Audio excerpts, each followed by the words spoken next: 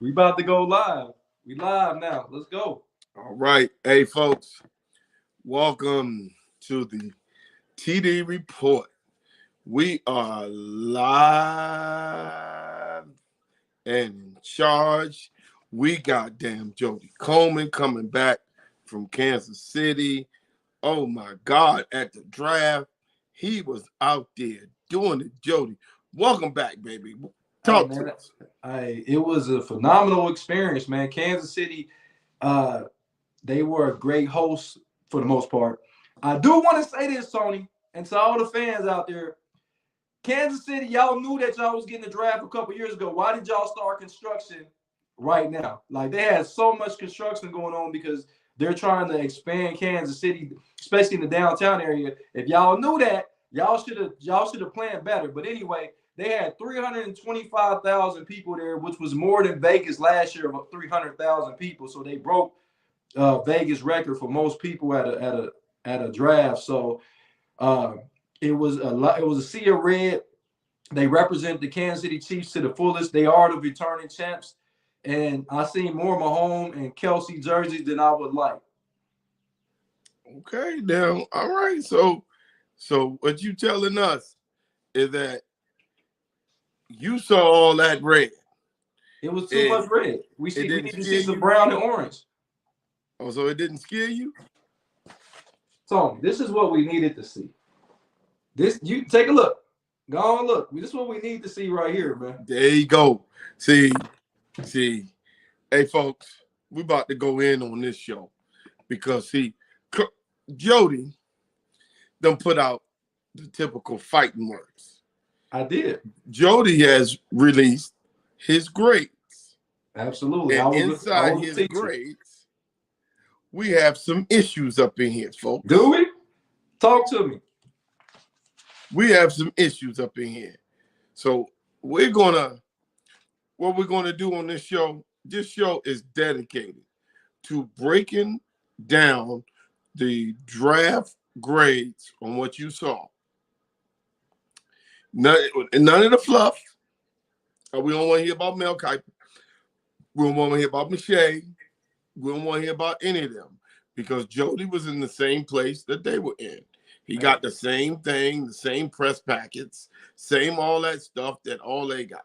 Now, they were behind that desk with people in their ear, but Jody was right there. He was amongst the people. See, you saw him Thursday night when he was amongst the people. Just like you're going to catch us in 10 days, we're going to come back with our schedule release, and then that's when we're going to give y'all the predictions. Because, see, now we had to get the teams together, draft picks, little free agents, cuts. Then we got to get their schedule. And then we can make educated guesses on the over and under on the wins. You want to be on this show. That show is going to come next Monday. Mm-hmm. And next Thursday is the schedule release. They say it is the 11th, May 11th. That's 10 days from tonight. Right. Okay. So we just leading you in. So here's what we're about to do. What we're about to do right now is go in, and I'm going to just, hold on. Let me start you off on the, let me start you off NFC South. NFC South. Let's talk NFC South right now. So when I did the NFC South, they didn't, to me, overall grade very well. So when I look at Tampa Bay, I gave them an F. I didn't give out too many Fs. I maybe gave out two Fs. They were among the teams that I gave an F to. And I know people like, well, why did they get an F? I'm gonna tell you why they got an F.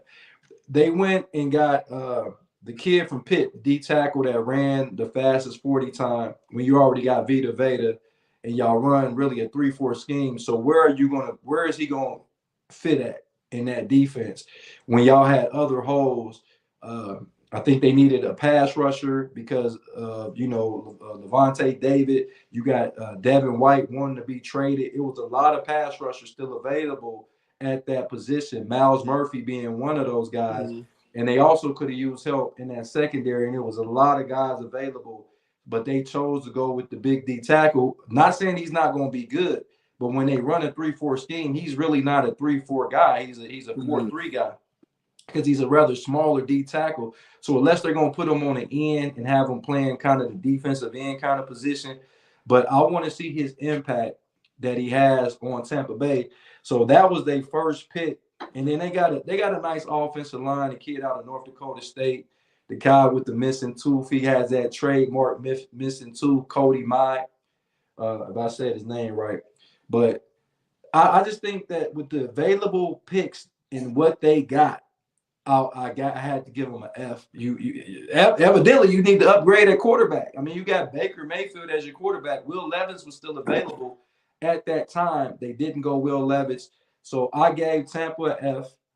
The Carolina Panthers, I gave them a C+ because they did get Bryce Young. They got Bryce Young. I think he's a franchise guy, but they didn't have many picks in this draft. And they followed up with Jonathan Mingo. I think he's going to be a stud. You know how the Ole Miss wide receivers are. They got DK Metcalf, Elijah Moore. They got A.J. Brown. So they got a plethora of wide receivers that's in the league. So I like what they did. They got Jamie Robertson. They got that kid late. That's why I gave them a C+. The Falcons, I pretty much gave a C to. I don't think they moved the needle. They went and got B.J. Robertson. I didn't necessarily think they needed that at running back when they just had Algier, I believe that's his name. He just came with a 1,000-yard rushing season. I knew it had a lot to do with Marcus Mariota. He's moved on to the Philadelphia Eagles, and they got Desmond Ridder. But I think Desmond Ridder is mobile enough where they can still run a read option, and they went and got the best running back in the draft. But I just didn't think they needed him, even though he's going to be a phenomenal guy. I gave them a C. And then the Saints, I think they did very well by getting Bresee, the D tackle. He had a lot of injuries. Brian Breeze from here. He had a lot of injuries, but we know when he get healthy, he can be a premier D tackle. They went and got Foskey. His name is Isaiah Foskey from Notre Dame. I watched him play on several occasions covering Notre Dame. He's a solid pass rusher. They got a lot of older pass rusher. They need to start rejuvenating that defense. And then they went and got Miller, the running back out of TCU, a guy that could be a 1-2 punch with Alvin Kamara. And we don't know what's going to happen with Alvin Kamara. So I also gave those guys a C. Okay. So we got through that division. Let's go AFC West. AFC West. Let's take a peek at the AFC West. And we do have the defending champions out here in the AFC West in Kansas City. And I gave them a C-. And I'm probably going to kick myself in about a year or two because KC has always drafted extremely well. So this might be the one somebody come back like, you didn't know what you was talking about. I'm not going off of what they're going to do. I'm going by what the projections were, what their performances were in college. So I could be wrong. The one pick I really did like that they got was the wide receiver Rashee Rice from they got that kid out of SMU. I believe that was the school he went to. Was it SMU? I think it was SMU. And we know Patrick Mahomes can throw it to me right now. And he'll still win a championship. But it was the first pick, Felix. I can't pronounce his last name. I can dig Usama. I might have said this, I butchered his name. I know he came from Kansas State. He's a pass rusher. I think he'll be solid, but it was a lot of guys available that they didn't go after. That's why I gave them a C-, which I might be eating my words in about a year or two because they come out and they all perform well. The Broncos, I gave them a C+. They didn't have a lot of early round picks. I think their first pick was Marvin Mims, a wide receiver. So that means that is Jerry Jeudy going to be the odd man out because even though he led the NFL in separation, but he may be the odd man out because he's going to be up for contract. He really hasn't performed the way they wanted him to. He may be the odd man out. You got they did get Drew Sanders, a kid that can really come in. He's a 6'5" middle linebacker. And then I like them when they got J.L. Skinner out of Boise State, a safety, man. That guy can come in. He can play immediately with Simmons. But I like them. I gave them a C+. The Chargers, I was really disappointed in their draft. I gave them a D-.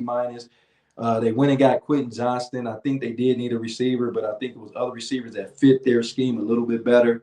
I don't see them. Maybe because of the big dude went out. They went and got another big white.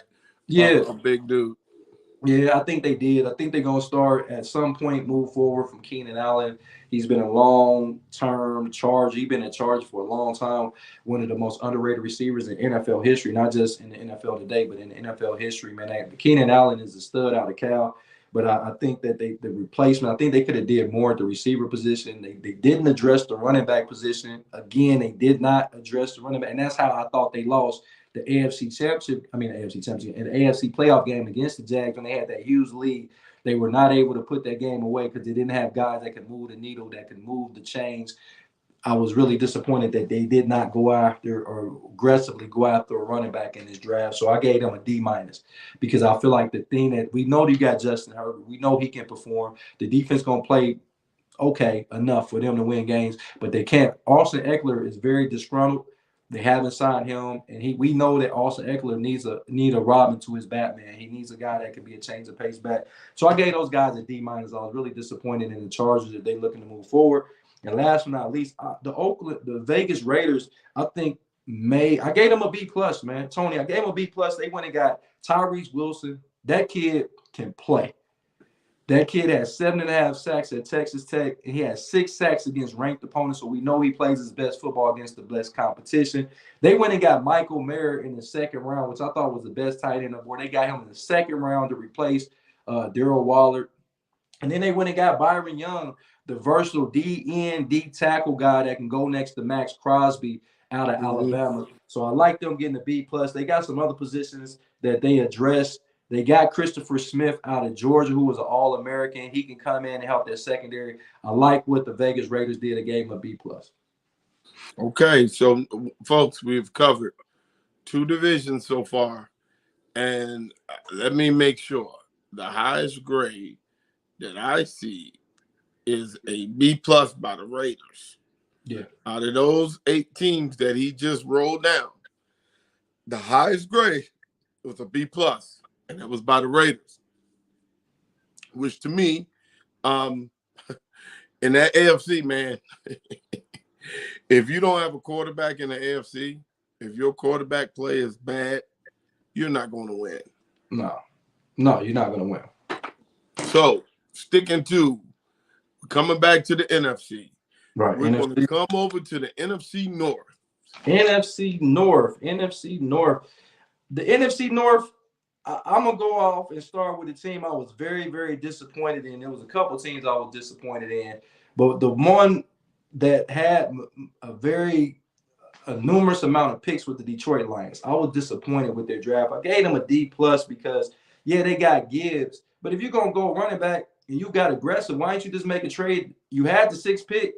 Why don't you just go ahead and get B.J. Robertson? If you was going to go running back, I like what Gibbs is going to give him. I think he's going to be a phenomenal player, but he only weighs 198. So can he take the pounding, a continuous pounding at the running back position to be the focal point? But they did get Montgomery. They do have Montgomery in free agency. So Jack Campbell is the one that got me scratching my head. The linebacker out of Iowa really got me scratching my head because he ran a 4.67 40. Middle linebackers got to be able to get sideline to sideline. To take him with the 18th pick, I think was really a reach. To get the tight end out of Iowa as well, that was a reach, and there was a lot of tight ends. Matter of fact, he got picked before Michael Mayer, the tight end out of Notre Dame, who was proven that he can play, and Musgrave and Darnell Washington. They could have got any of those guys that was more higher rated than them. So I was disappointed in what they did. They did get Branch, and then they went and got Hendon Hooker. And Hendon Hooker can be a guy, but when you got a quarterback that's only like 31 years old, and he just came off of a career year in Jared Goff, you go get a quarterback that's already 25 years of age. How is that going to be the future when you already truly got the future right there in-house? Hendon Hooker, I think he can be good. I wish he would have went to a team that he had an opportunity to start immediately on. And I think that would. Well, he can't start this year. That's what I'm saying. He's not going to start. So he'll be 26 or 27 when he do get his first opportunity. You already got Jared Goff, who just came off a great year. Not to mention he been to a Super Bowl before. So I don't understand you taking Hendon Hooker in the 3rd round when you needed so many other positions. They couldn't stop a nosebleed defensively. I think they should have stacked up defensively. So I don't like what they did. I gave them a D+. I don't like what they did. The Bears, I gave them a C+ because they helped that offensive line. They went and got Darrell Wright out of Tennessee. That kid can block. He's going to help Justin Fields out immensely. They went and tried to beef up the defensive line. They got Dexter out of Georgia, the big D tackle. He weighed about 335 pounds. You can't move that guy. Then you got the cornerback was the Stevenson kid out of Miami. He could be a guy that could be the X factor, be a starter on day one. They went and got Zach Pickens out of South Carolina. I really was impressed with that. They beefed up the front. I only gave him a C+ because it was other positions. They did get Noah Sewell. I really like him at the middle linebacker position to maybe replace Roquan Smith in the future. So I like what they did. I gave him a C+ because I think they could have probably got a little bit more beef on that offensive line for Justin Fields. The Vikings, I gave them a B-. They didn't have a lot of draft picks in here, but Jordan Addison next to Justin Jefferson, hey, get your popcorn ready because that kid can play, man. I had him rated as a second-rated receiver in this draft. They was able to get him with the late and mid-20s. Hey, Kirk Cousins is good as long as he ain't playing in prime time. As long as the games are at 1 o'clock, he will play phenomenal. So I like that pickup. In the Blackman, the cornerback Blackman can come in. He can replace Patrick Peterson's productivity. He's moved on to the Pittsburgh Steelers. So I like those picks, and they got Roy, the big D tackle out of LSU. He underachieved at LSU, but I think that in the right scheme, in Minnesota scheme, with some of those guys they got, I like them. I gave them a B- because of the guys that they did draft. I think can be starters on day one. And then last but not least, a team that had more draft picks than anybody was the Green Bay Packers. And they addressed some needs, but the Reed pick at wide receiver really got me scratching my head when there's some other guys available. I do like the tight end pickup. I think that, but then they went and picked another tight end. They picked 2 tight ends in this. I don't know about getting 2 tight ends. And I like Lucas Van Ness, but to pick him that early when there was some other guys available, I think Van Ness is going to be a stud. He reminds me a lot of Danielle Hunter out of Minnesota. He has a high motor. But I gave those guys a D+. I was not impressed. I know they got a lot of guys that's going to be able to plug and play, but I just didn't see with the amount of draft picks they had, the significant amount of players that could have been impact in year one. And I just, year 1 or 2, maybe down the road, like I said, I'll be eating my words, but right now I'm not going to eat my words. I gave those guys a D+. Whoa. So we're going to move on over to the AFC South. AFC South. AFC South. Did we already go over the AFC South? We did. We already went over AFC. AFC South. No, we didn't. The AFC South. Well, I'm going to start with the Colts. The Colts, I gave the Colts a C-. They did get Anthony Richardson, but after that pick, I was really scratching my head. They did go get the Brits, the cornerback out of Kansas State. He's a guy that kind of plays a nickel, and I think they already got one of the best nickel corners in the league and more. They went and got another guy. I don't really – he can play the outside, but that's not his forte to play the outside. They got Josh Downs. Josh Downs can be their new T.Y. Hilton. I do like that pick to go alongside Michael Pittman Jr.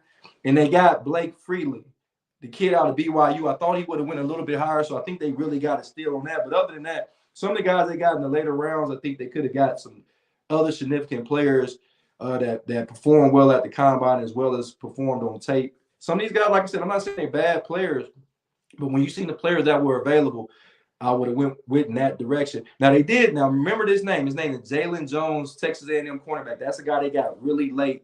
That's a guy that can potentially end of the season jump into the starting lineup because he was a stud at Texas A&M. Jacksonville Jaguar gave him a B. They went in and helped that offensive line. They went and got Anton Harrison. That's the guy that helped out Trevor Lawrence.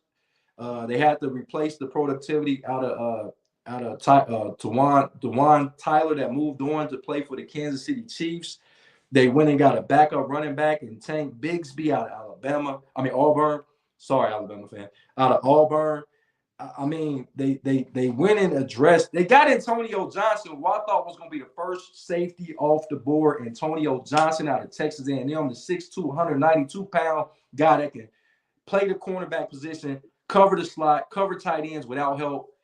They got a steal on that. And you already know Jacksonville is loaded with talent. They're the cream of the crop of the South. I love their draft. I gave them a B.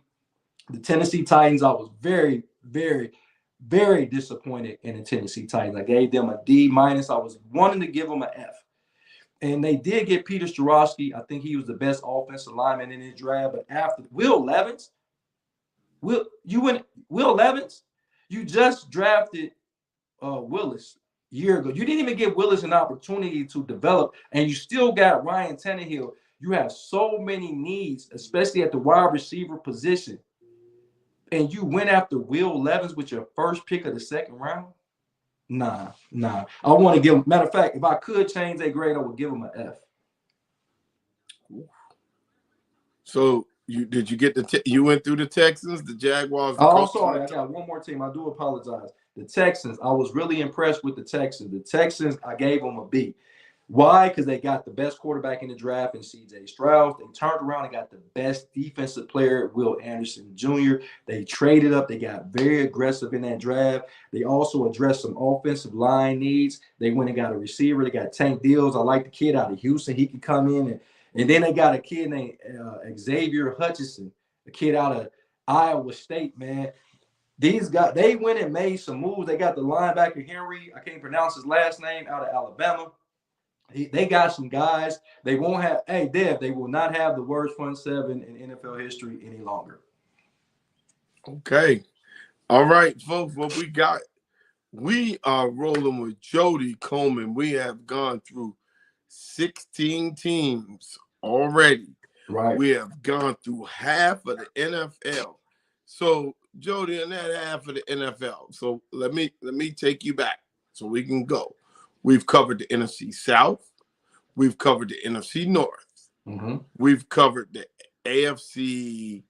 We've covered the AFC East and the AFC South. We haven't got to the East yet. We haven't got to the AFC East. We haven't got to the East or the North. Right. And AFC. So we've covered the AFC West, the AFC South, the NFC South, and the NFC North. Yes, sir. Okay. So we've covered those, that part of the draft. Now I'm doing it out of kind of this order because we're saving the best for last, which is the NFC East and the AFC North. Absolutely. Those are along with Buffalo and New York, those are what the TD report will be concentrated on because that's our area. That's what we are. And seeing that we just got another quarterback added to that area with Aaron Rodgers coming to the Jets, and this is going to be one crazy season because of all the movement. What were you getting there, Jody, that you found interesting inside of anything on the NFL? What were you getting? Hey, it was a lot of, I heard a lot of trade rumors that didn't happen. Dalvin Cook was supposed to get dealt on draft day. He did not. I heard that in the war room. Of course, DeAndre Hopkins was a guy. His name was swirling, but I think his cap hit was just too much for any team to accept. But they were really trying to deal him. The Ravens were the one looking to get him. I still think the deal can be made, long as it's made before June 1st. But it's a lot of teams that don't want to take on that cap hit because what they're trying to do is have Arizona take the bulk of that hit. You know, so a lot of teams financially don't want to take on that responsibility. I believe that his productivity is going to outweigh the financial aspect. We talking about the premier wide receiver, probably the best hands in the NFL right now. Yeah, I say to teams, hey man, I don't know what you loading. Well, you keep loading the gun, and dude shooting at you. Come on now. Yeah. But it's time you gotta vote and start going back. I mean, everybody talking about building a roster and doing this and doing that. What did he say? Somebody said Will Levis over Dak Prescott. Hey. Yeah, well. Hey, I mean, we don't know. So yeah, we don't know. Yeah, hopefully. If you think so, I tell you what, Dak, 168 touchdowns, 66 interceptions in 7 seasons. He ain't even averaging 10 interceptions a season. But you know, these folks, they don't understand the game. Let's move. We're about to take you to the second half of the NFL. Now, this is going to get interesting because now I'm looking at some of these teams. I'm going to start you off in the, let me see. I want to start you off in the NFC. What is it? We have the NFC West. Oh, West. You ready? Yeah. You ready? You ready Yeah, for the 'cause NFC West? NFC West. Let's go ahead and get it cracking, Tony. The Seattle Seahawks. I gave them a B plus. I really want to give them an A. I want to catapult it to A. Devon Witherspoon is pretty much probably maybe the best cornerback in this draft. They got him with the 5th pick. They put him alongside Tariq Woolens. They got Kobe Bryant, which they drafted phenomenal last year. Now it's going to be hard to throw the ball on them. I really wish they would have got Jalen Carter, but Witherspoon is a stud at the cornerback. But the pick I love, Jackson Smith-Njigba, the wide receiver that fell to number 20 at Ohio State, that fell in a lap, a guy that matched him up with Tyler Lockett, who could take the top off the defense. You match him up with DK Metcalf, who is a physical specimen. Now you got another piece to help Geno Smith. Geno Smith just broke every record in Seattle Seahawks history. You add Jackson Smith-Njigba with Noah Fant at tight end. Hey, y'all messed up. Jackson Smith-Njigba is going. The kid can play, man. They went and got Derek Hall to rush the edge out of Auburn. That kid, he's gonna be a starter. Mm-hmm. They went and got Anthony Bradford. Man, they went and got the running back Zach. What's his name out of UCLA? Charbonnet. Charbonnet, the one that's gonna help out because Kenneth Walker III was banged up. They lost Penny. He can replace Penny's productivity. He's a breakaway back. Seattle did their thing, man. Listen, man, they went and got some studs. They got some guys. You know, Seattle always draft well. I gave them a B+. The 49ers, I gave them a D, man. And it really wasn't anything against the 49ers. I think it was more or less they did not have a lot of high picks because of all the trades and moves they made for McCaffrey and, trading up to get the quarterback Trey Lance a few years ago. So they didn't really have a lot of early picks. They kind of mortgaged their future because they really didn't need a lot. If you look at them offensively, they have one of the best offensive when you look at positions, McCaffrey, Deebo Samuels, Kittles. You got Ayuk, you know what I'm saying? You got a lot of talent. Offensive line, Trent Williams still the best offensive lineman. Defensively, they got a lot of picks. So I gave him a D, but it wasn't no indictment to the 49ers. It was more or less they had everything. What do you do to a team that has everything? You know what I'm saying? So it wasn't really a lot that they could add to a team that was probably a quarterback away from winning the Super Bowl. So I did give them a D. The Cardinals, Arizona Cardinals, I gave them a B-. A lot of people didn't grade them that high. But when you get a kid like Paris Johnson that can come in and man your offensive line for years to come, he's a left tackle that can man your offensive line. You always need a great left tackle. If you're going to roll with Kyler Murray, you got to protect Kyler Murray.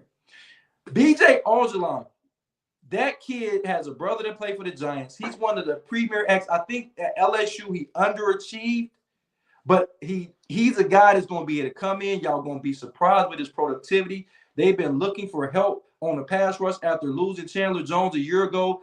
J.J. Watt, who had 12.5 sacks, just retired. They have to replace that, and I think he will be a guy that can replace it. They went and got Garrett Williams. That was a cornerback I really, really, really liked early. I thought he was going to go early second round. They got him in the third round, I believe. He's a kid that can come in. He can start day one, Tony. So when you get day one, and you got Michael Wilson. I told y'all about the kid out of Stanford. This kid, not only did he run a 4.45 40, so wide receiver. Fast. He had 23 reps at the combine, so he's strong. So it ain't gonna be a lot of people that's gonna be able to jam this kid. His upper body is amazing. I seen him catch a 50-yard bomb at the Senior Bowl. I was there live at the Senior Bowl. I saw him catch a bomb against some of the better players in the country. That's a steal right there. He could come in, whatever they want to do with D-Hop or play alongside D-Hop. He's going to be, with Kyler Murray, it's going to be one of Kyler Murray's weapons. And then they got the Owen Papoose. I told y'all he ripped the combine. We were talking about how Nolan Smith ripped the combine. He ran a 4.392 at middle linebacker out of Auburn. The guy can get sideline to sideline. I don't know how people are looking and saying that they did not do well in the draft when I'm naming players that I've seen with my own eyes, Tony. I seen them. It ain't. I didn't go off with no. I seen these guys perform live. Y'all got to understand. I seen these guys just like the Mel Kipers of the world, the Todd McShays. I saw them live. I covered a lot of these games, especially in the Midwest Senior Bowl championship games. I was there with the TD report. So, folks, that's what the last one is. The Rams, right? The Rams. Of course, I'm always disappointed with the Rams, but that's no fault. They mortgaged their whole future a few years ago to get their Super Bowl. They still are missing picks from Jalen Ramsey. They missing picks from Matthew Stafford. They missing picks from who else they bring in? They brought in so much talent. They lost a lot of their picks because they figured, let me win at least let me get a Super Bowl, and it did work. They did win a Super Bowl. But right now, the coverage bear, they looking at moving on from Allen Robinson, who was a disaster for the Rams last season. Odell Beckham is gone. And I don't know how long Aaron Donald wants to even play. He ended the season with injuries. They lost Von Miller. Cooper Kupp is coming off injury. Matthew Stafford coming off a lot of concussions. You gave them a C-, and they didn't have that many picks. No, they went and got a quarterback that's 25, 26 years old, and Stetson Bennett, the two-time national championship. I don't know if they want to put that future in his hands, but I gave him a C just because they had a lot of late-round picks, and they got some guys that will get to training camp. I like the cornerback they got out of TCU, the Hodges, Tomlinson. I like that kid. He can come in and potentially take the spot of Jalen Ramsey, but the coverage barrier with the Rams, man. I think McVay, he's an excellent coach. He's going to have to do his best coaching job this year. So, folks, what we're getting, so you understand, we're only giving you what the teams have drafted. Right. We're not giving you what their list of undrafted free agents. We don't have that complete list. That probably won't be done till the middle of this week. Right. So what we're only giving you is what they drafted, because some of these teams, i.e. the Rams, they will have players make the team who were undrafted free agents because they didn't have any draft picks. That's correct. So they have to go and look. Hey, folks, I'm with Jody Coleman. I'm Tony Kennedy with the TD Report. We are coming to you live tonight and recapping. You see how much info we're giving you. Jody has been to Senior Bowl. Jody has been to Combine. Jody went to the draft. So he has seen these people up close, just like all the ones that y'all swear y'all know and all that crap that you hear out here. He seen these people up close. That's why we're allowing him to give us the grades for the TD Report, because we're going off a person who's been there, who saw it live. He didn't have to go there and wait for his thing to feed up. I mean, he's been there. He's been driving. You know, that's the advantage to Jody got being in the Midwest. You know, he's already out there in the Midwest, man. So, you know, Jody, now we're about to really ruffle some feathers. What did we just do? The NFC West. So what I got for you right now is the AFC East. Woo! The AFC East. Let's get down to it. Let's go with the Buffalo Bills. Let's start right off with the defending division champ. They went and got Dylan Kincaid. They was very aggressive in getting some help. They got Knox there at the tight end position, but every team is kind of going two tight ends. We know that Josh Allen does a lot of design runs.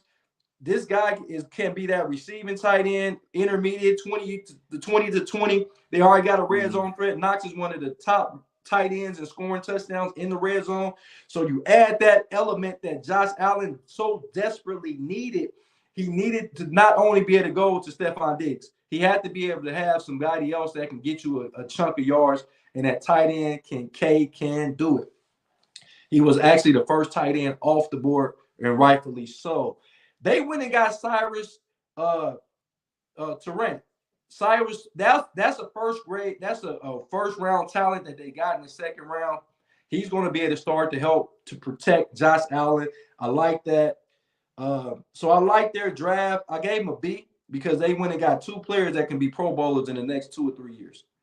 That's what you're looking for. You look for guys that can come in and help. What I didn't like out of the draft, they did not get a receiver, and I think they were hurting a little bit on the outside, but I think they're going to still look to pick up some guys.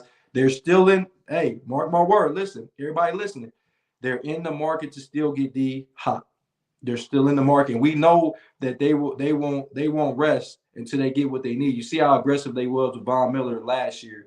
He will be back this year. So don't look at D Hop not being there. He may be alongside Stephon Diggs. That could be a problem, Tony. That could be a problem. They really didn't address the running back position, but I don't think they needed to because they did get cooked last year. And it wasn't that they couldn't run the ball, it's that they didn't run the ball. They still got Singletary. Singletary stood up. Yeah. But that's the thing, Tony, and everybody listening. It's not that they couldn't run the ball, they didn't run the ball. It's a huge difference. And Ken Dorsey is going to have to design some runs that's not for Josh Allen. He's going to have a guy that can do it. And they got guys that can run the football. The Jets, I gave the Jets a C.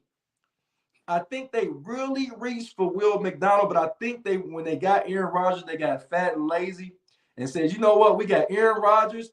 All is forgiven. No. Aaron Rodgers is one thing Aaron Rodgers will do for the Jets is he'll minimize the turnovers, which the defense will be able to have more opportunities to rest. And with that, make no mistake, Will McDonald is a tremendous pass rusher out of Iowa State. So I think they might have reached a little bit, but don't be surprised that guy's in the running for Defensive Rookie of the Year. You heard that here, right, Tony? Don't be surprised because you got Sauce Gardner and Reader on the outside defending. They got C.J. Moses in the middle, and they got perhaps I don't think he's better than Chris Jones, but you got Quentin Williams up the middle. That guy can rush the passer and stop the run. Hey, look for Will McDonald to be in the conversation for Defensive Rookie of the Year. They went and got him. They also got that running back out of Pitt. He's a guy. We saw that they had problems when Hall went out. He can come in, perhaps take the load off of Hall. So I like Zaire Barnes. A lot of people don't know who that is. He's an outside linebacker. I think he can come in and be serviceable. That's why I gave him a C. Our guy, Cody, really, he didn't like their draft.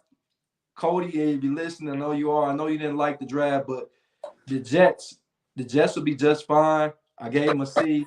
The Miami Dolphins, a team that forfeited their first pick, but guess what? Like Tony said before, it didn't matter because they got Jalen Ramsey in a trade. So that was like their first pick. So who's going to be better? If Jalen Ramsey, knowing what he was in this draft right now, he would have been the #1 pick overall. So he would have went before anybody. So we know what Jalen Ramsey can do. He's a stud. He's a Super Bowl winner. He's an All-Pro, and he's been touted the best cornerback for at least the last 4 years. He's been the best cornerback in football. He may have lost a step or two, but I still think he's effective next to Howard. They went and got Cam Smith. I really like Cam Smith, Tony. Cam Smith is a guy I thought was a first-round talent. They got him in the second round. He played for South Carolina. Hey, Cam Smith. Hey, if y'all listening, Cam Smith is a guy that can come and run the nickel because they got two good outside corners. They can, and Holland behind them at safety, who should be a Pro Bowler this year or All-Pro. The Miami Dolphins, Elijah Higgins. I interviewed Elijah Higgins at the NFL Combine. That kid is very humble and hungry. He's out of Stanford. Hey, he's ready. He's ready to work. I love. And you know what else Miami got? They got the Miami Cody effect. Say what? They got the Cody effect. Yeah. Cody leaves here, and all the DC teams are sorry. They don't make the playoffs for the first time. Right. He goes down there. They got 2 Final Four teams. They got a ball team in Miami. They got a daggone football team making a playoff game. And now, look at this. They got a hockey team who just won the damn thing on the road at Boston, beating the best team, what they call the best team ever. That's crazy. Cody effect. Hey, also, they got that running back who ran the fastest 40 time from Texas A&M, Devon Archer. Oh, they got him? They got him. So he's a guy, they love speed in Miami because Tua is going to be the key. I think if Tua is healthy, because when he was healthy, if he's accurate with that, yeah, they're going to be a problem this year. Hey, Tony, if he's healthy, it's over for Buffalo. The Jets, I don't give a doggone. If Tua's healthy with Tyreek Hill and Waddle, in the speed that they got at the wide receiver position, they did not address the tight end position because they did let the guy go. I don't know who he went to. Gesicki. Where'd he go? I don't know where he went. Unseasoned gritty. He's stupid.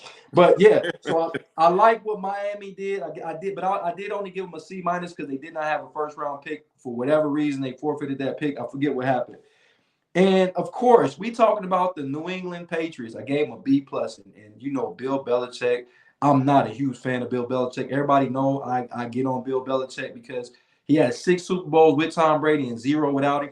He has almost a losing record without Tom Brady. He has only 1 division champ without Tom Brady.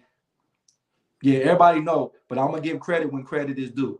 And the credit I'm gonna give Bill Belichick and what he does, he went and signed perhaps one of the best players in his draft, and Christian Gonzalez, who you know what he do with defensive back. Everybody know what he do with defensive back. Asante Samuel, Ty Law. We know they got Jack Jones, who was a rookie that played phenomenal. Who's the guy that's at? Who's at the guy with Dallas now?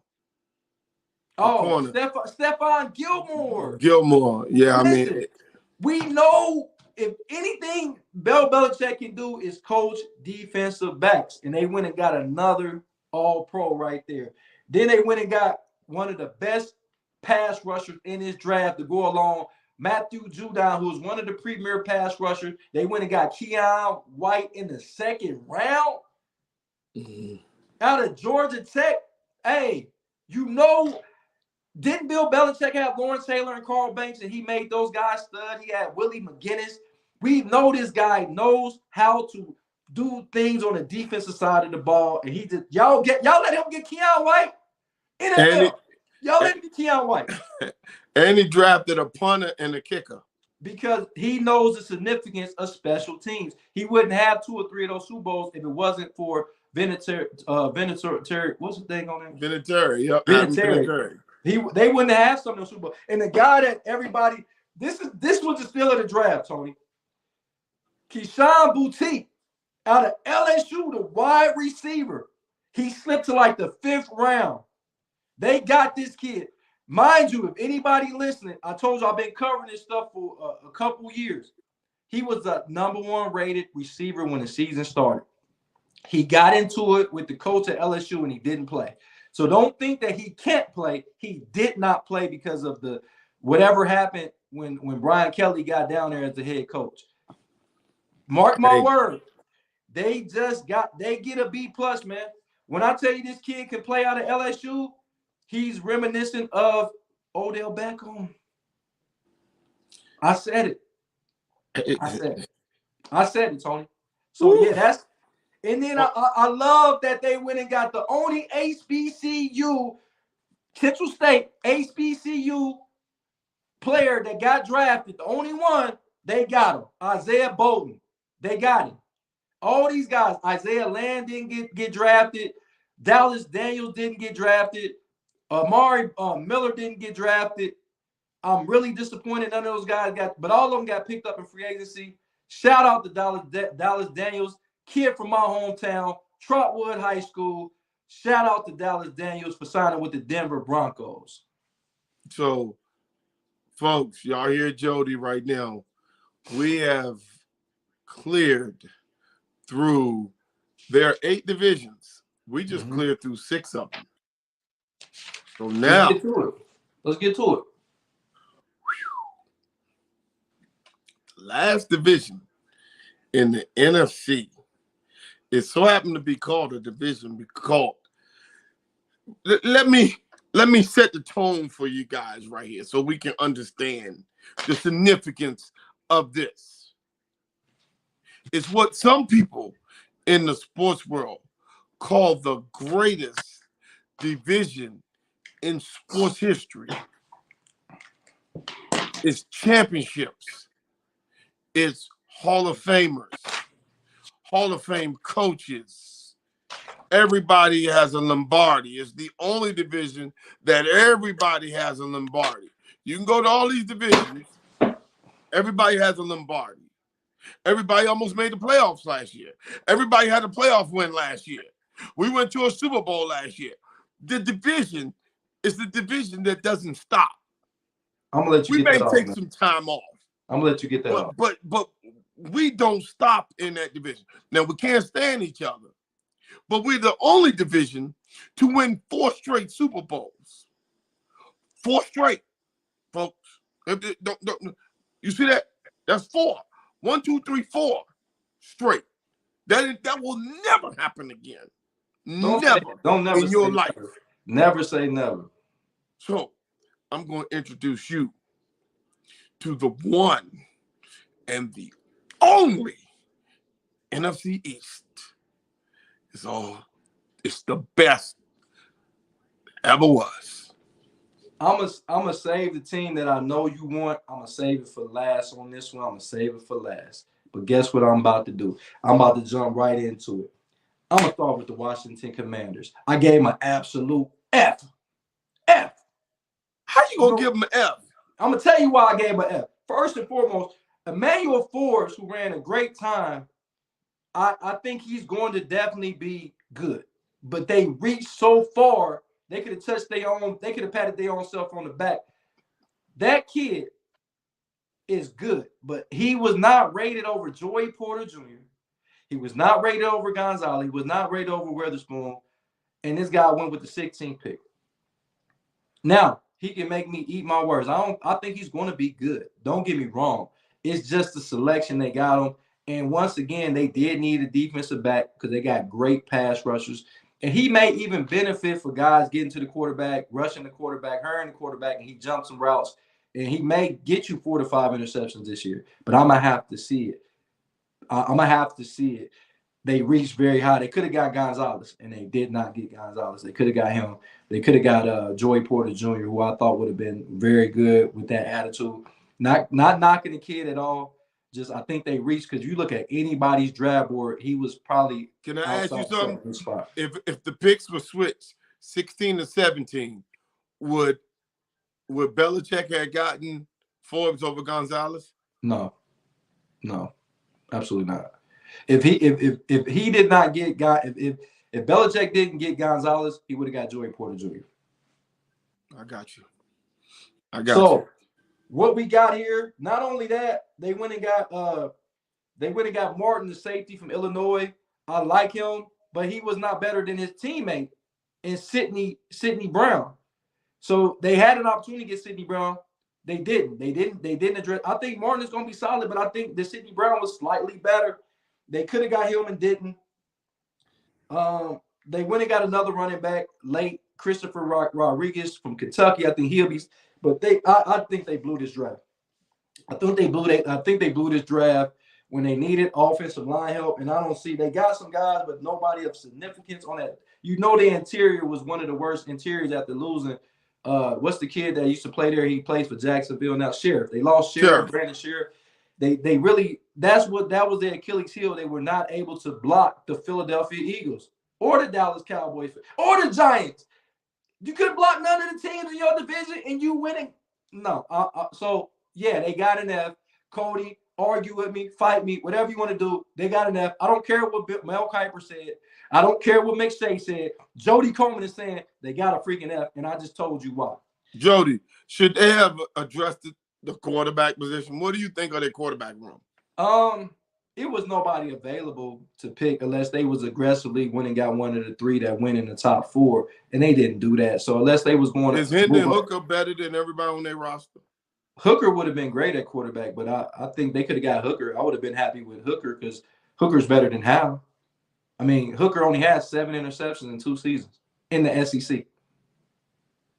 Wow. I'm just saying that would have been an upgrade had they. Now I would have understood them getting Hooker more than Detroit getting Hooker. Your quarterback just came off a career year in golf, and he's a Super Bowl quarterback.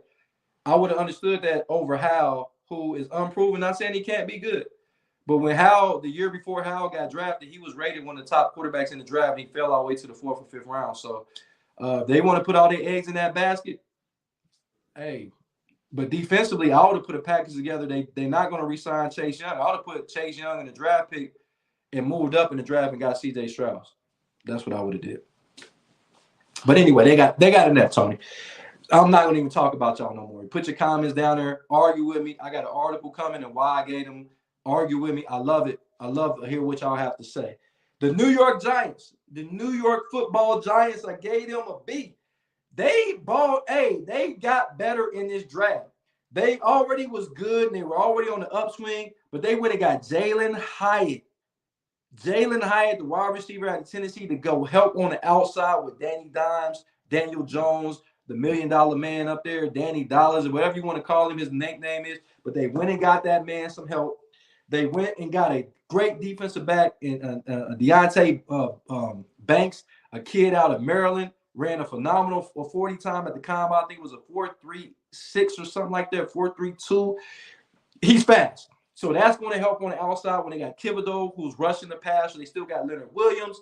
So when you got a good pass rush, a cornerback that can run, that guy can give you 4 or 5 interceptions just off of pressures alone. We know Danny Dimes is not going to turn the ball over. He's worked on his turnover. He only had 5 interceptions last year. They went in and addressed the offensive line. They got my sleeper on the offensive line, John Michael Smith, out the center out of Minnesota. He's going to anchor that offensive line for years to come to go along with the kid they got from Alabama last year. And what's the one kid they got that everybody raves about on their offensive line? What's his name, Tony? Think that little Tony? What? I forget. No, I'm here. I have a phone call. I forget the guy they got. But anyway, they got 2 studs at tackles. He gonna come in and be a starter day one. They also got Eric Gray, a running back out of Oklahoma. I was really high on him at the Senior Bowl. He performed really well. I think he can be a change of pace back up there with Saquon Barkley, letting Saquon Barkley get a rest every now and again. We know he's a do-it-all running back. But I did give the New York Football Giants a B. I gave him a B. Now, I'm going to go to the team that absolutely destroyed the doggone draft.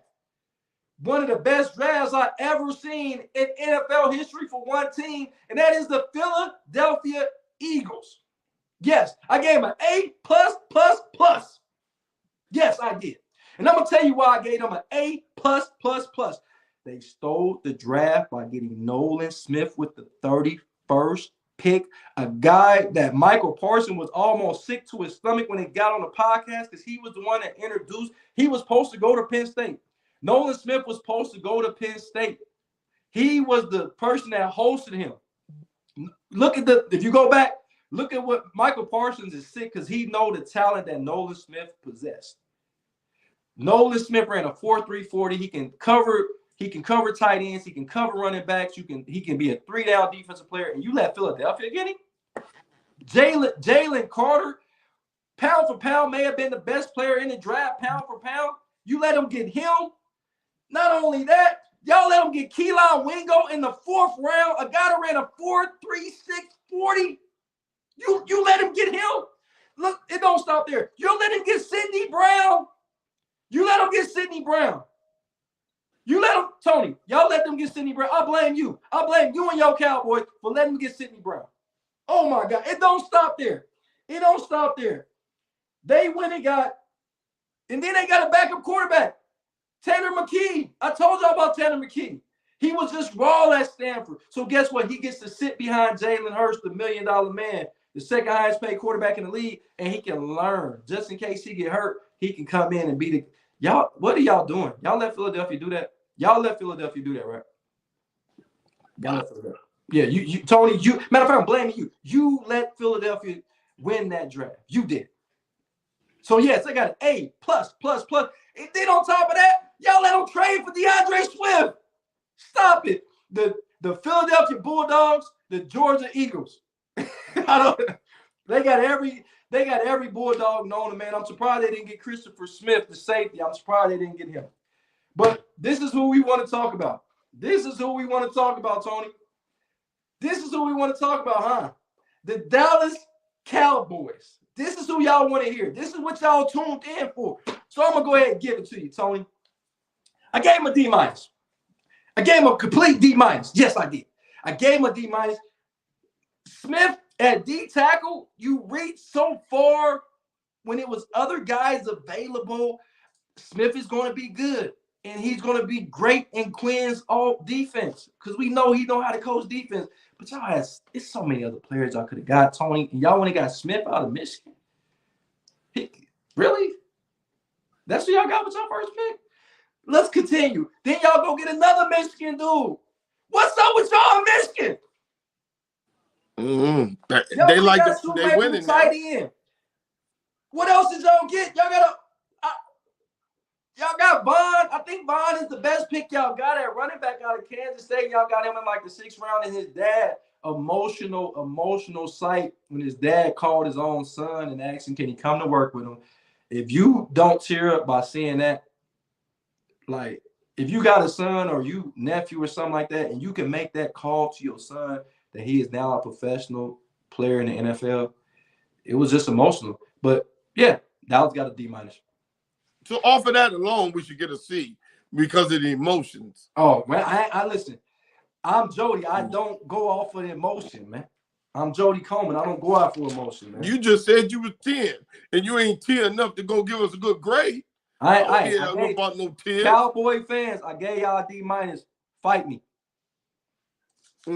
So what you saying is that the Washington Commanders, with an F on the draft, probably a D in free agency, didn't make the playoffs. So what you telling me is they're gonna be doing just like they was. I'm gonna go ahead and say this, Tony. Don't be surprised that the Commanders are among the top teams trying to get Caleb the Heisman Trophy winner. Wow, that's gonna take on you. That's only listen. They bet not with new ownership get no 3-4 wins. These people gonna go crazy in this daggone town. 3-4 wins ain't cutting it, man. If people ain't coming in no more games. Not in that division they're in. They may pull off a game. They upset the Eagles last year by running the ball numerous amounts of time. I don't think that Philly is going. If they do beat Philly or Dallas or the Giants, it's going to have to be when those teams have already clinched playoff spots. The Commanders going to really have to show me something. And I gave them an F. I don't feel like they got any better. You go get Jacoby Brissett, who was probably better than the starting quarterback y'all have. Yeah, he had the 8th highest QBR last year, so he wasn't too bad. I mean, I actually think he probably start if they gave him the reps. But I don't think they're going to let it. I don't think they're going to put it up for competition. I think that's a wrong move. Let's go ahead and make no mistake. Ron Rivera has not had a winning season since he's been with the Commanders. He's 22-27-1, I believe. He does have a playoff appearance in a division title. That's by default. But he hasn't had a winning season in almost 7 years. I don't know how. I don't know how he still has a job. I'm gonna be honest with you. Well, let's be honest. 2017, the Redskins started Kirk Cousins. 2018, they started Alex Smith. 19, Case Keenum. 20, Dwayne Haskins. 21, Fitztragic. 22, Wentz. You got to and then 23. They haven't had the same starting back-to-back quarterback since Obama was president. Wow. That's a long time. You cannot win in football without a quarterback being consistent. I don't care how bad you did your roster and how we look and where we at and salary cap. All that don't mean nothing if you don't have a quarterback. So, and they are actually showing that when you don't have a quarterback, there's no winning. I'm sorry. Can we talk Turkey now? Last division. Okay, folks, we're to the last division. Now, this division here, folks, we may get our Super Bowl champion out of this division. This division really needs no introduction if you're in this area. Because one thing about this division that they're going to do, they're going to show up and play defense in this division.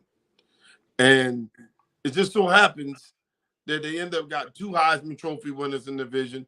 They got an MVP. They got Super Bowl appearances. They got a quarterback who led in passing yards, a quarterback who led in passing touchdowns, quarterback who led in rushing touchdowns. They got a coach in the division who's never had a losing season in 16 years. They broke a record for that. So each team has brought some. And they got a quarterback on one of the teams who's the highest paid, most ever guaranteed money. They got a lot in this division. Folks, I'm going to introduce you to the AFC North. Thank you, Tony. Thank you. And let's go ahead and start with this team right here. Let's go ahead and start with this team right here. No team in this division graded lower than a B on their draft.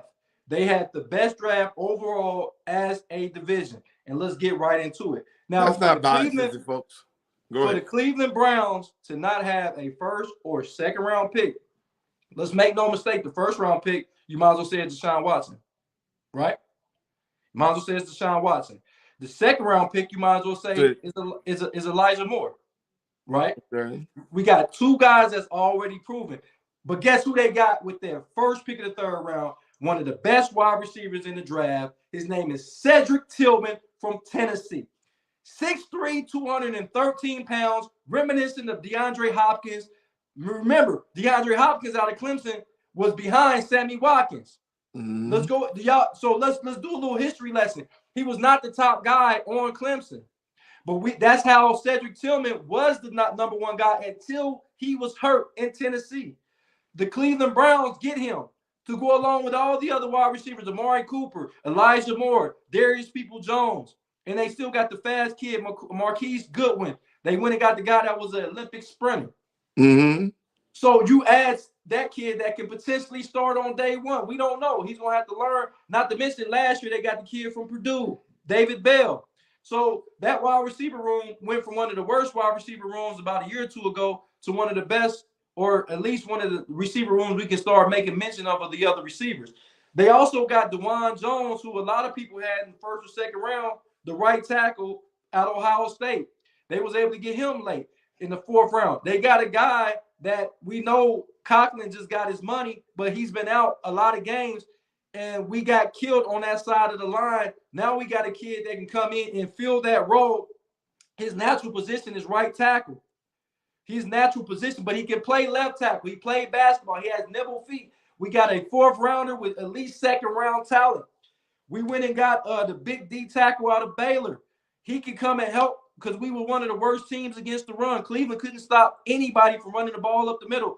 We went and got Tomlinson in free agency from Minnesota, and you add this kid, you might have a nice front four.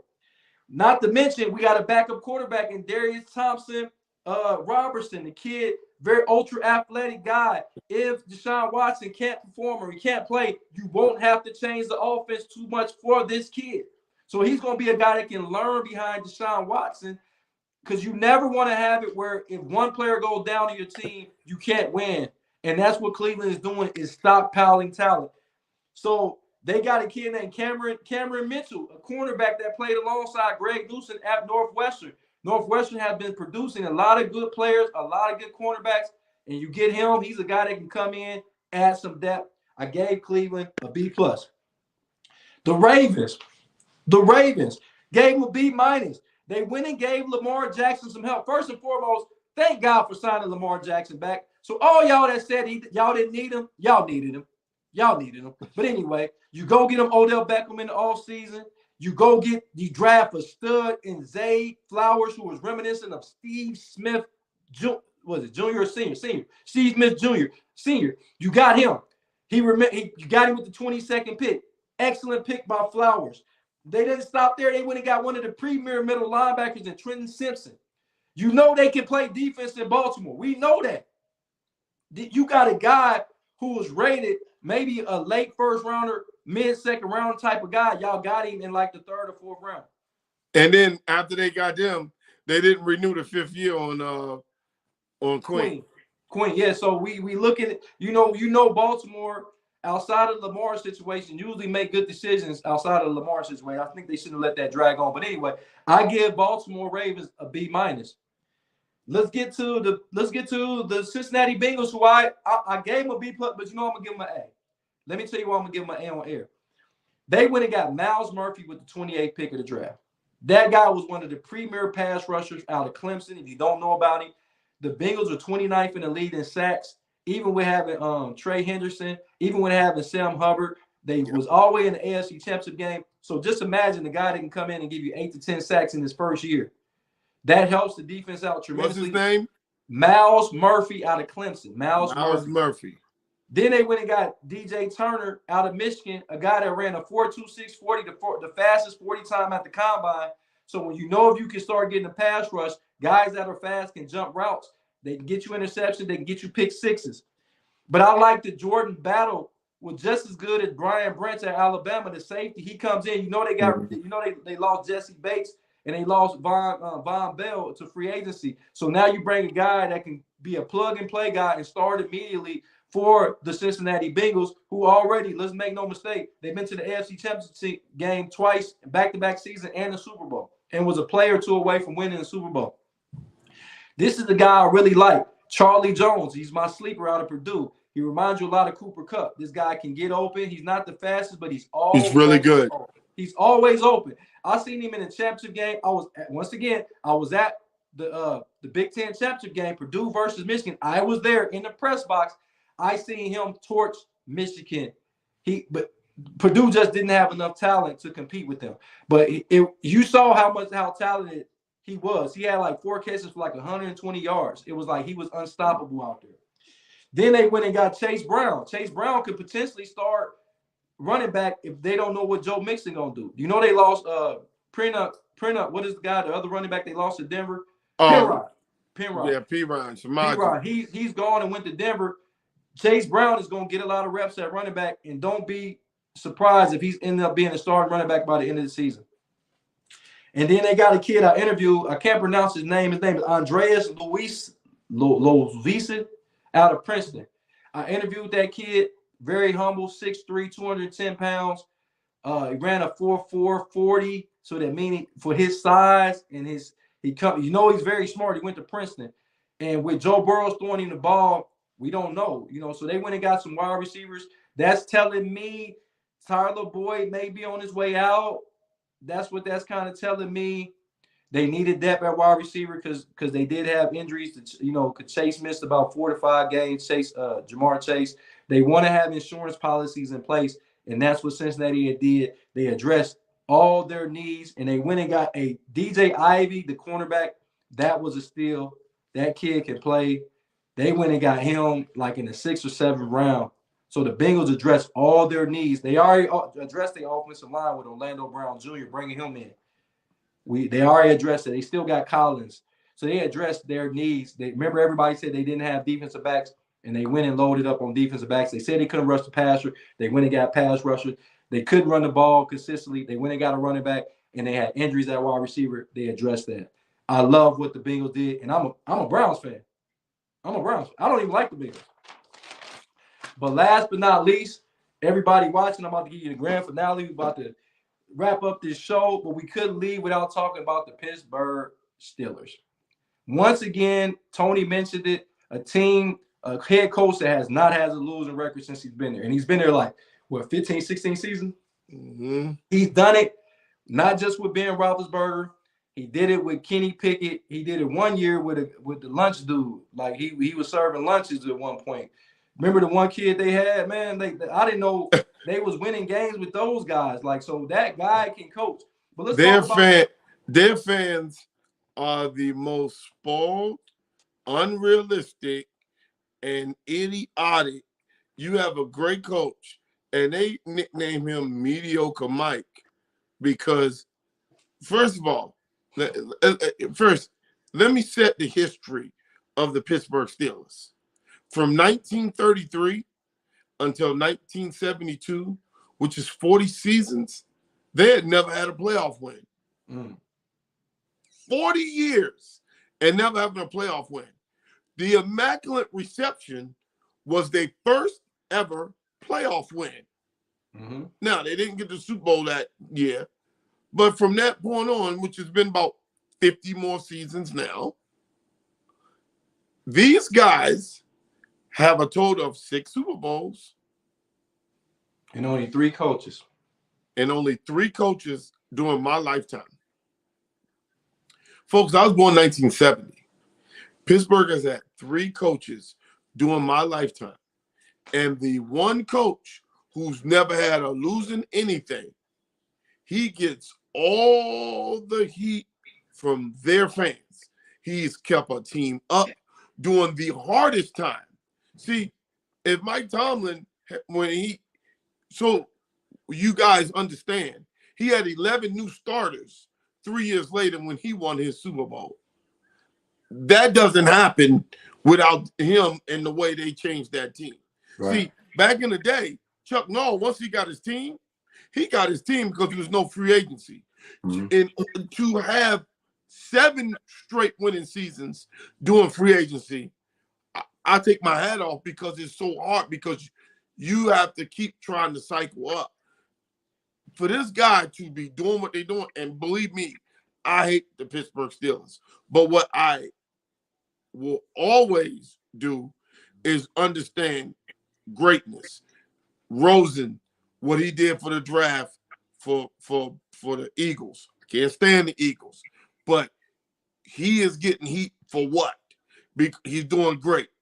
Mike Tomlin, what he did last year was one of the best coaching jobs I've seen in the last 10 years for anyone to take that team. But I gave the Pittsburgh Steelers a B+, and the reason being because I think they struck on their at least 6 of their picks. They get Broderick Jones, a big offensive lineman. What did they have a problem with? Protecting Kenny Pickett. They went and got protection, one of the best offensive linemen in this draft. Then they follow up by getting an absolute steal in Joey Porter Jr., guy where his daddy was a legendary figure, Joey Porter Sr. So you bring that guy from Penn State, who I had rated the top cornerback on the board for ever since the offseason happened. I had him rated as the top cornerback. They get him with the first pick of the second round, which really relatively is a first-round pick because they 32 picks because of the Miami Dolphins. But anywho, he's a second-round pick, so he's not going to have that opportunity to get that fifth-year option. So that's going to be what's going to be a problem. They go get a big defensive tackle because they're getting long in the tooth up front with Cam Hayward. We know he's still one of the best and premier defensive linemen, but they had to go get some type of relief up there, and they get the kid Bennett from Wisconsin. He's going to be ready to play. And then they got a steal in Darnell Washington in the third round. This kid is 6'7", 260 pounds. At the combine, this dude picked the sled up and almost threw it. Like, that's how strong this dude. Everybody else was struggling with the sled. He took the sled and took it back as if he was pushing like a pillow. What position is he? Tight end. He's 6'7", 260 pounds, can move. We don't know about him a lot because he was not featured at Georgia like Bowser was. I think, he's going to be the top tight end come out next year. But Washington, Pittsburgh got that, the big tight end, the other tight end on the team. So he can play. Yeah, so you get him. And then the unsung guy that I like was Spencer Anderson, an offensive line guy. Hey, mark my word about Spencer Anderson. He's going to be a starter in year 2 at least. So Pittsburgh got a B+ in this draft. Pittsburgh with a B+. Okay, folks. You guys have heard Jody break down the entire 32 teams. Broke them down. And, it got a little bias with Ohio State here and there, and a little hatred for my Cowboys and the Commanders. I feel bad for you, dog, because Jody just dogged you. Jody dogged y'all out. He don't think y'all going to do anything. And I know he got Tom was tripping and he said Jody smoking something. And then Cody was laughing on the blog. It was just pretty bad with these grades. But, hey, folks, there it is. I mean, we got it. We're not going to be on Thursday. We're going to be on next Monday. So follow us on the TD Report. .com. Please follow us. We want to make sure that you read our articles. We have a nice article from Justice Page, who was out there for the draft that we're putting in. Jody will fill you in with his articles on everything. We're going to kind of try to keep you guys up for the NBA draft. I mean, the NBA playoffs. NBA draft ain't going to be till another month or so. Right. But we're going to try to, keep you guys updated on that, because it seemed like it was all football talk. But, hey, that's what we're here for, right? Yeah, the playoffs. We're here to get the real stuff, Jody. The NBA playoffs, they got LeBron versus Steph. And I said this before. If Steph Curry beats LeBron James, can we start saying Steph Curry is better than LeBron? Man, come on, man. You trying to see. It's blasphemy. Is it? Is it really? What's LeBron James' record against Steph Curry? He's 1-3. But he's 1-3 against Steph Curry. You can't start saying that because there's too many LeBron lovers around. No, I'm not knocking LeBron. I'm big up in Steph Curry. But I don't think he gets enough respect. That man dropped 50 points last night in the closeout game. You know that 50 points in Game 7 was the highest ever? Yeah. Wow. I mean, so that's a discussion we're gonna have.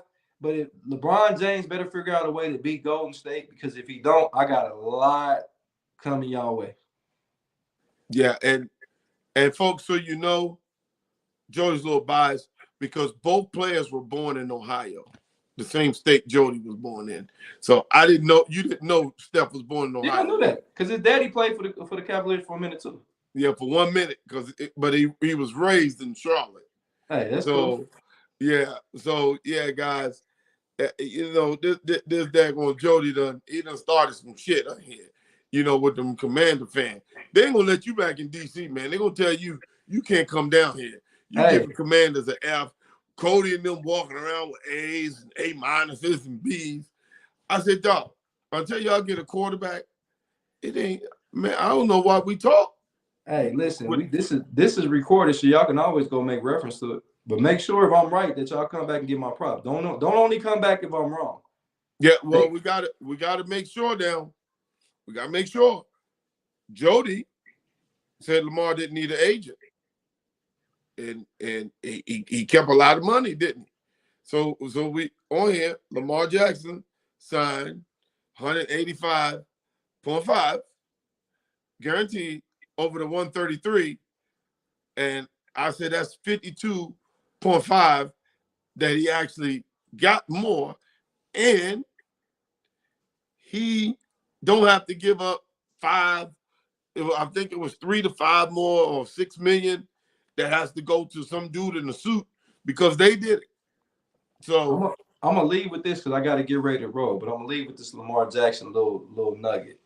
I was one that was very adamant about him not having an agent, and it was the reason being is if it was Tom Brady in his prime, Peyton Manning in his prime, or whoever your great quarterbacks in their prime, they wouldn't have needed any agent. They would have gave Tom Brady and Peyton Manning whatever they asked for.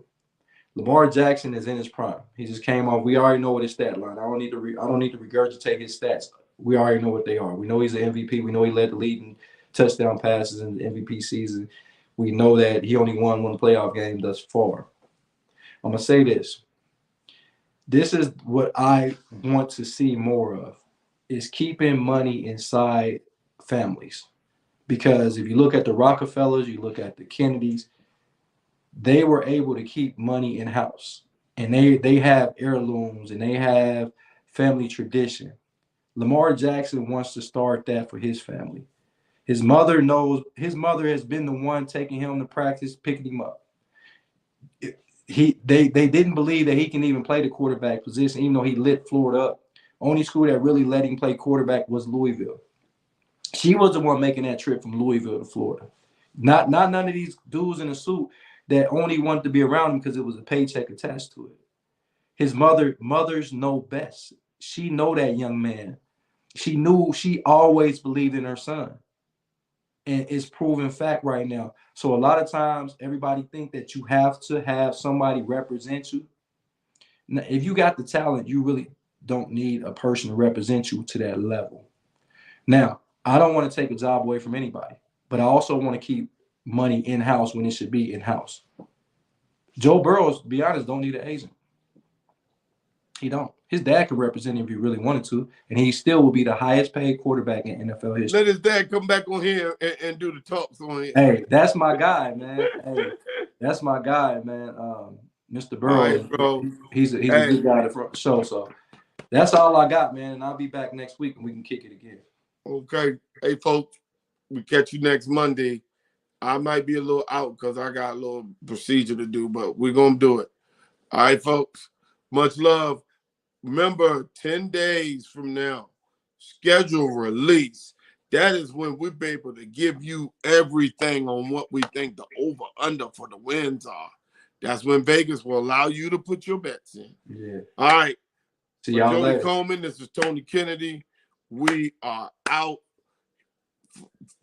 After the draft show from Kansas City, everything. We're done. See you guys. It's time to play. All right. Make sure you catch us. Make sure you support our sponsors that we had. Make sure you catch us again next week, Monday, May 8th. Thank you, guys.